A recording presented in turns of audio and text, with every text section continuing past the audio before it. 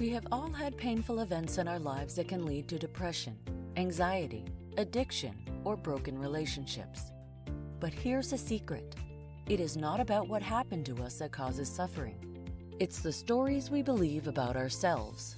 Join us as we shine light on how to rewrite our stories, avoid the shadows of shame, and travel along the pathway to joy, love, and connection. It's the Finding Peace podcast with your host, Amazon best-selling author, Troy L. Love. Hello, and welcome to the Finding Peace podcast. Today, we're going to change the format just a little bit. Usually, I either have a guest or I share a story that leads into the question of the week. But today, we're going to start with the question. And the question is this: what makes it so hard for me to want to change my life? When I was about 22 years old, I had just moved home after being away for a while, and I was living with my mom, and I didn't have a vehicle. I was using my mom's car. My grandpa, who is an awesome guy, wanted to help. He didn't have a lot of money to be able to help me with a car, but he wanted to be able to help me have some kind of transportation because I was going to be traveling to college back and forth, and I also was going to be going to work, and I needed a vehicle, and my mom's car wasn't going to be available, and I didn't have a job yet. I was still working on finding a job, so there was no income for me. And my grandpa knew that in order for me to be able to have a job, I was going to need to have some transportation. So he found a car and he took me to go buy it. This car was brown and tan. And we took it for a test drive. It was $800 maybe. So not the greatest car in the world as far as condition is concerned, but it seemed to drive okay, and it was going to work as far as transportation was concerned, and so my grandpa bought it for me, and I took it home. Well, I called the car the spy car because honestly, no one would guess that a spy was driving in it because it was so beat up and trashed. Very soon, within a week after my grandpa bought me the car and I'm driving it around, it began to have problems. It began to have electrical problems, and I was taking it into the shop and they were trying to figure out why it was not working. There were things that would not go well and the car would shut down. And so I'd have to pay money to get it fixed. It would run for about a week and then something else would go wrong. The alternator stopped working, and so we replaced that, and then the starter stopped working, and so then we had to replace that. I remember one night, it was late at night, I had just gone on a date with someone and I had dropped her off, and I'm on my way home and my car is going 15 to 20 miles an hour on a 55 mile an hour stretch of road. I have my foot on the pedal, push all the way down, and that is as fast as my car is going. The spy car is not going very well.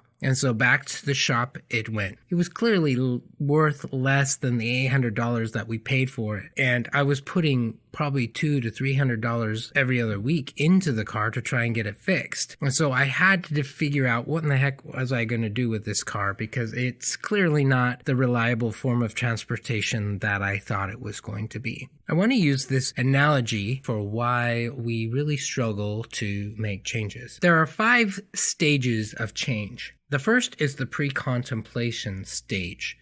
And in this stage, we are thinking that a change needs to be made. We're even thinking that maybe it would be a good idea to make this change, but that's all we're doing. We're just contemplating it. We're just thinking about maybe, possibly a change needs to be made.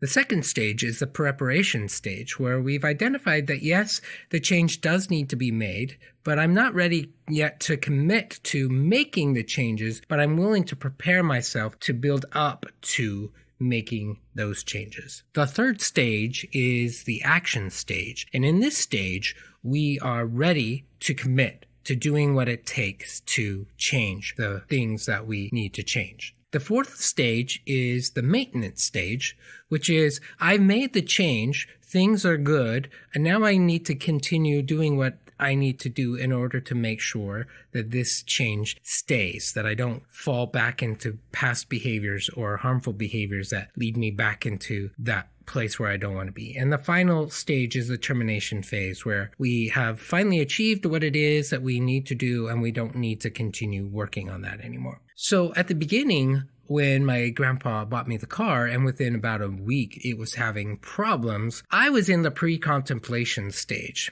I thought, this doesn't seem to be probably the greatest car in the world. Maybe one day down the road, I will eventually be able to get another car. But right now, it's working for me and it seems to be okay. Plus, I really don't have the money to be able to go buy another car. And so I'm just going to continue driving the car that I'm driving, and I'm just going to hope for the best. But after about 2 months of the car continuing to have problems, I moved into the preparation stage.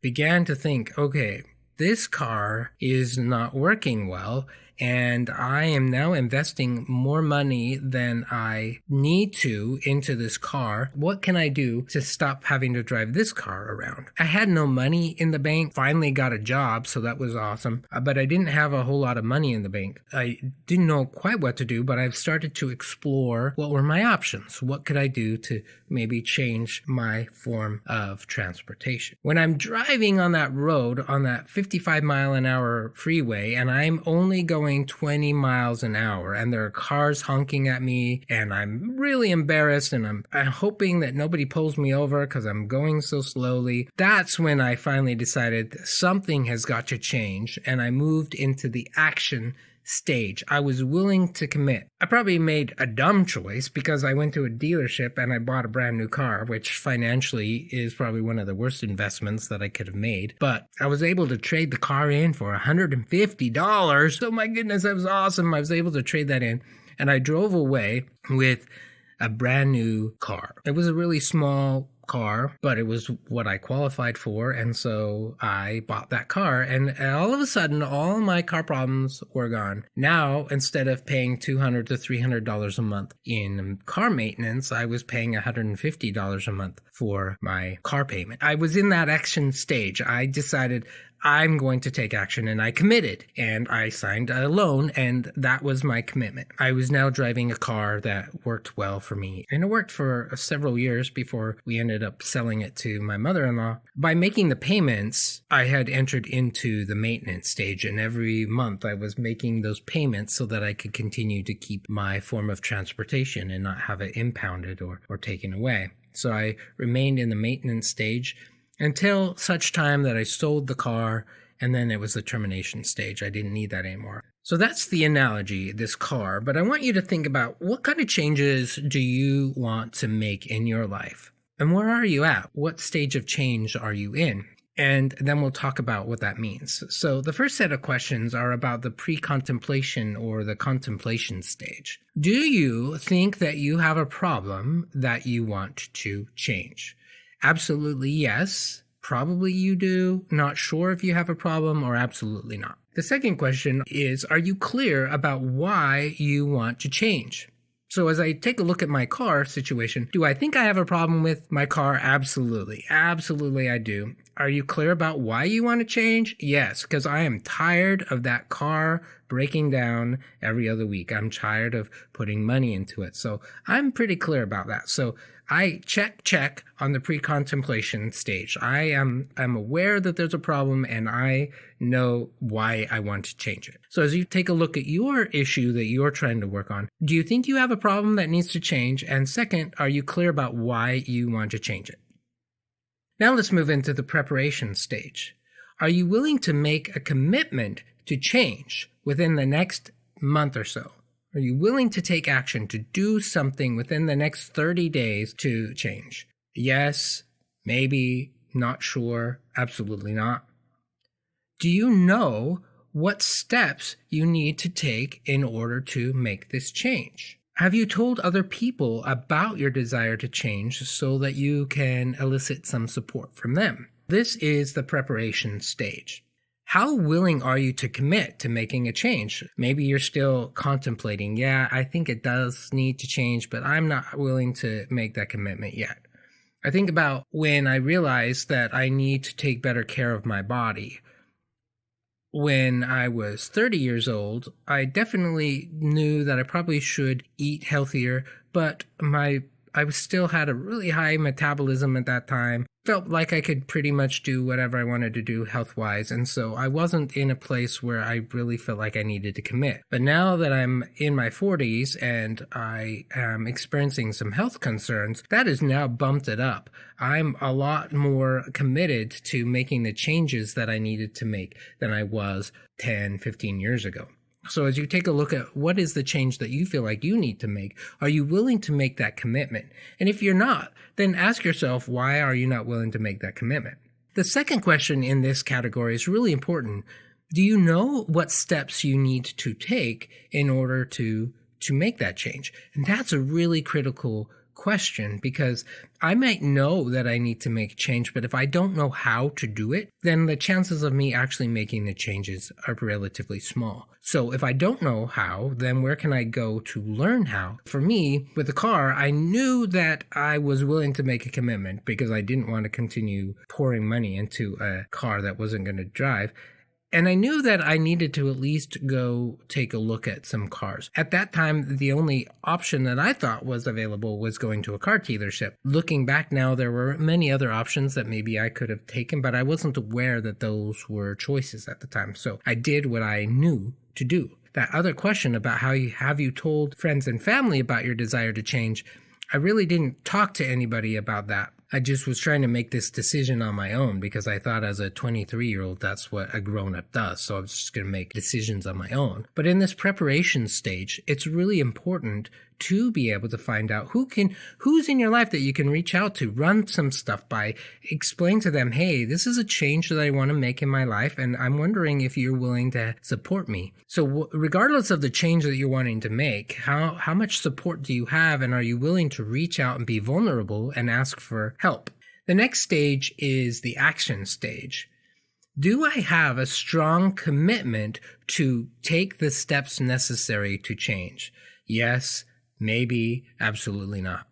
For the car, absolutely. I had a strong commitment because I could no longer live and drive the way that I was. That was not going to work for me. So my commitment was strong. I was so committed that I went down to the dealership and signed a loan in order to get a new car. Other questions that will go with this stage are, do you need to change the people that you hang out with, or the places that you visit, or the things that you do to help you with this change? Are there actions that you need to take? Are there changes? Do you need to change your schedule? Do you need to be able to stop going to certain places or stop doing certain things that make it easier for you to continue on the path that you're going on? So this is an important question about what kind of things do I need to do with my environment to help me be successful? Do I need to learn to control my thoughts as it relates to change? When we're looking at changing how we care for ourselves or changing parts of ourselves that we don't like, are there shadows of shame that we need to learn how to become resilient to? Are there negative core beliefs that we really need to change? And if the answer is yes, then let's take a look at that. If there's not, well, that's fantastic. That will make it easier for you. But for a lot of us, there are negative core beliefs and shadows of shame stories that we really need to take a look at and change. Do you need to address the way that your old behaviors have impacted your family and friends so that you can increase the likelihood that you're going to stay on the trajectory of change? What this question is asking is, have your behaviors caused other people harm? Has it had a negative impact in their lives? And does having an awareness of that help you stay on the trajectory of saying, I don't want to continue to cause harm to the people that I love. I don't want to continue causing harm to myself. And so I really am willing to make this commitment. I know that when I was dealing with my anger issues and my depression issues, I knew that it was having an impact on myself and my family. And that was part of what led me to make the commitment to go to therapy. I needed to go to therapy because this could not continue. This was going to cause harm to the people that I loved, and I didn't want that anymore. I was tired of causing harm to other people. And so I needed to address the effects of my behaviors so that helped push me into making the changes that I needed to make. For the car, it really wasn't having that much of an effect unless you happened to be a passenger at the time when the car shut down. And then, that had an impact. That was impacting other people. It was inconvenient to them, but it was really impacting me. And so I was absolutely committed to making that change. Do I need to address my emotions in order to increase my chances of change? That's another really powerful question, because oftentimes when our wounds get triggered and our negative core beliefs are activated, emotion shows up. And that emotion can really lead to us feeling apathetic, discouraged. We don't feel like doing the changes that we need to make. And so this is an important one to address. Do you need to address those emotions? Do you need to find a way to work through those so that your change can be efficacious? And are you willing to participate in self-help groups or reach out to other people for social support to increase your chances of being able to maintain these changes? One of the things that I talk a lot about when we're dealing with attachment wounds is the importance of connection. Why it's so important to have these connections is because that's what helps us be able to maintain the commitments that we've made for ourselves. When we try to do it all by ourselves, it's harder to maintain that tenacity, that sense of encouragement. One of the things that I work on every day are my dailies. I'm working on something to take care of myself physically, socially, emotionally, and in other ways. And so there are certain daily actions that I take. But I got to tell you that some days I just don't feel like it. And so when I'm doing it all by myself, it's really easy for me to give up and say, hey, I'm not going to do my dailies today. I'm just going to slack off. But what I found is I have an accountability partner. And every day my accountability partner sends me how he's doing on his dailies. And that ups the ante for me of wanting to return the favor. There were many times where I had an accountability partner who didn't follow through, and so it made it really easy for me to stop following through as well. But when I have an accountability partner who is adamant about making changes in his life, and he's willing to send those to me, it makes me want to be more adamant in sending them to him. It encourages my consistency in the action stage, continuing to do what I need to do in order to have the trajectory of change that I'm looking for. In the maintenance phase, do you know the warning signs of when you start to slip back into old behaviors? And do you have the strategy to help you cope with them before you start to slip? But as I look at the other kind of changes in my life, am I able to recognize when I'm starting to engage in behaviors that maybe are going to cause me problems? In the addiction world, we call these middle circle behaviors. The outer circle behaviors are the behaviors that we do that are really healthy and help us stay on track. Middle circle behaviors are kind of the edgier, sketchier behaviors, but they haven't led to a full-blown relapse. And then the middle circle behaviors are relapse behaviors. So do you know the warning signs of when you're moving from outer circle into middle circle behavior? And do you have the strategies to help you be able to cope with these before you enter into the middle circle behaviors? When we're looking at change, whether we're trying to lose weight or decrease or stop anger behaviors or whatever those happen to be for us, do we know what triggers us? Are we aware of those wounds, those attachment wounds that lead us to falling back into old behaviors of numbing? And do we have a strategy to be able to do that? If you're in the maintenance phase, it will be really important for you to know what those are so that you can be aware of those, and having that accountability where you can reach out to somebody and say, hey, I've been engaging in some of those middle circle behaviors and I really don't want to go there, so I really need some support. Do you know what wounds trigger you to make you want to stop your trajectory? Do you know what wounds really get smacked, and do you have strategies to cope with those? How aware are you of when your wounds get smacked, and how many strategies and tools do you have in place to help you? Do you know what steps to take should you actually slip into old behaviors? If you find yourself slipping into old behaviors, for example, if you were trying to eat better and you stopped eating better, do you know what steps to take in order to get you back on track? One of those steps in particular is the self-compassion tool of being kind to yourself. When we slip, at least for me, when I slip into old behaviors, it's so easy for me to slip right into that shame. Those shadows of shame beat me up and tell me that I'm not enough. Do I know what to do when I start to fall? And can I take steps so that I can begin to practice self-compassion?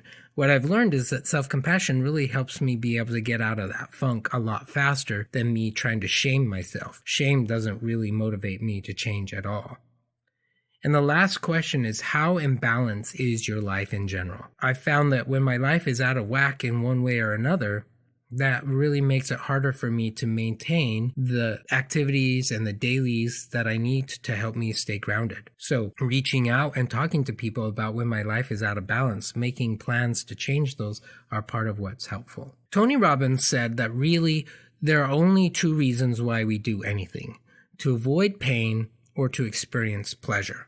So as we're looking at these different stages of change, what we're also taking a look at is the pain to a point where I can't take it anymore and I want to do something about it, or is the pleasure of making that change enough for me to be willing to go through the pain necessary to experience that. If we are in the pre-contemplation mode and we really want to move to the preparation or the action stage, one of the things that helps us is to identify how painful is it for me to just stay in this pre-contemplation stage. What's it going to cost me physically, emotionally, spiritually, financially to stay in this state? And am I willing to move out of that, even though it might be temporarily more uncomfortable? How much more painful will it be for me to stay in the state that I'm currently at? One of the tools that we use to help people facilitate their change, we have them look at what will happen if they don't make the changes that they want to make in the next 5 years. How will their life continue to spiral down into painful moments? What will be like 10 years from now, 20 years from now? Conversely, if you make the changes, what will your life be like 5 years from now, 10 years from now, 20 years from now? We're trying to leverage that pain and pleasure to help us find a greater sense of meaning and motivation to make the changes possible. For me, with the car, I finally decided that the pain of driving the car was more intense than the pleasure that I would get from driving another car. And so I finally was willing to go down to the dealership and sign a car loan, which was painful, but that was less painful than driving the car and being stranded every other week. So where are you at? What kind of changes do you want to make in your life? What stage are you at? And do you have the tools and support systems in place to help you move through these stages so that you can find the success and happiness and joy that you're looking for? I'd love to hear from you. So please send me an email. You can send me an email to troy@troylove.com. I'd love to hear where you're at with your changes that you're making. I'd also like to hear if you have any questions for the podcast that you'd like me to address. I'd love to answer those as well, so send me your questions. Finally, before we end today, in April we have the Finding Peace Retreat. This is the 4th time that we've done the Finding Peace Retreat. We have gotten 4.9 out of 5-star reviews for the retreat from all the participants that have attended in the past. The participants have said that it was life-changing for them. It helped them be able to embark on the kind of changes that they want to make in their life so they can find greater peace, joy, and self-compassion for themselves. So if you want to learn more about that, you can go to the website findingpeaceacademy.com and you can learn more about the Finding Peace Retreat there. Thank you for listening. I wish you well on your journey of change. I'm hoping that you can figure out what stage of change you're at and what you can do to move to the next stage for yourself so that you can find the joy and the success that you're looking for. And may you have peace always. You've been listening to the Finding Peace podcast. If you loved the show or want to ask a question, let us know by going to troylove.com. There, you can also learn about the Finding Peace 5-Day Challenge. Remember to subscribe to this podcast so you won't miss the next episode. And if you are listening on iTunes, please give us a 5-star rating. It helps other people find this podcast more easily. Thank you for spending part of your journey with us. Copyright Finding Peace Consulting.